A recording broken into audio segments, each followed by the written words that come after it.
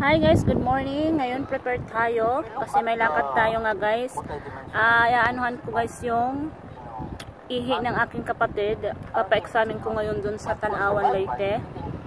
Ako na lang ang pupunta, hindi ko siya kasama. Follow-up check-up niya ngayon. Pero sabi ni Doc, ako na lang ang pumunta, dalhin ko na lang yung ihi niya. Kasi nakita naman siya noon. 1 week already ngayon na check-up niya. Kaya yung ihi, dadalhin ko dun para ma-examine. Doon tayo pupunta sa Tanawan, Leyte. Hay nako, bastos na naman tayo guys. Hi guys, afternoon na. Ayan, dumating na yung aking pamangkin. Nandun na daw sila sa kabilang bahay.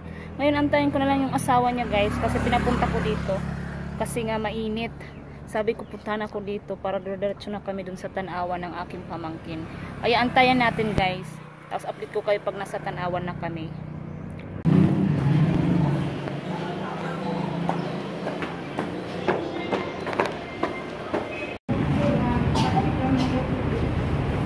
Dabi.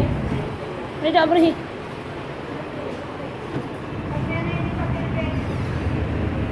Ayan guys, punta muna kami ng GNF magpapalamig. 1 to 2 hours pa yung result ng ihi. Kaya doon muna kami papalamig kami doon. Charot-charot lang. 11:30 pa lang. 2 or 1 makukuha pa guys yung result.